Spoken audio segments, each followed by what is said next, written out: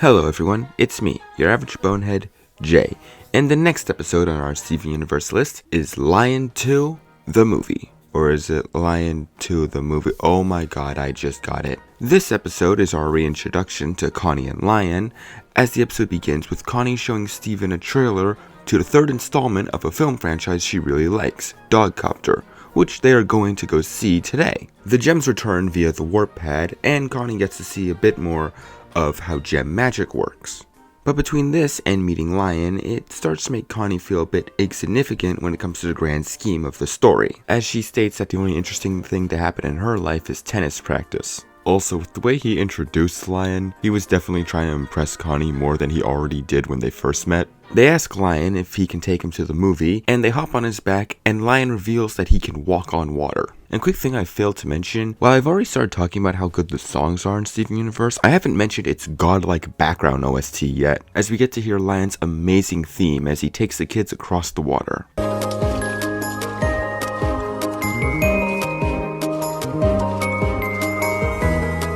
Lion then opens up a portal that takes them to a mysterious place that turns out to be Rose's old armory. Due to Steven having Rose's gem, the control panel of the armory obviously reacts to him, but his hand ends up getting stuck there, though Connie is intrigued by this. They end up seeing a bunch of Rose's old weapons, armor, and other trait kits, as well as making an adorably bad pun. Does that mean it's worth more than a regular penny? Well, that would make sense.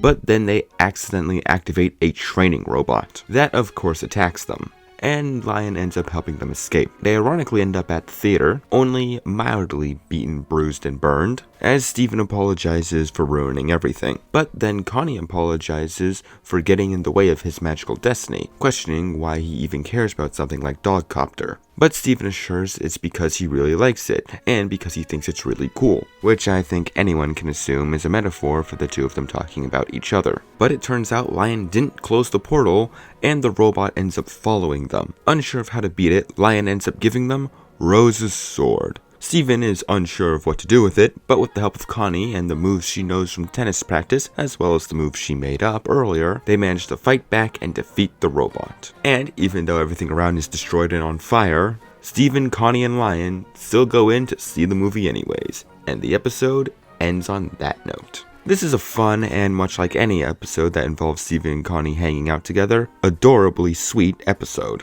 The two just really play off each other really well, which is why it's okay that it's not till the end of the series where they really get together, because it was just these two as friends throughout the whole time, but we could really tell they did greatly care for each other. Plus, this episode gives us a bit more mysteries about Lion and about Rose Quartz that we'll all connect the dots and figure out the truth behind later on in the series. Overall, it's a really good episode and a good foreshadowing for the futures of two very important people in Steven's life. Now, I'm your average bonehead Jay, and I wish you all good night.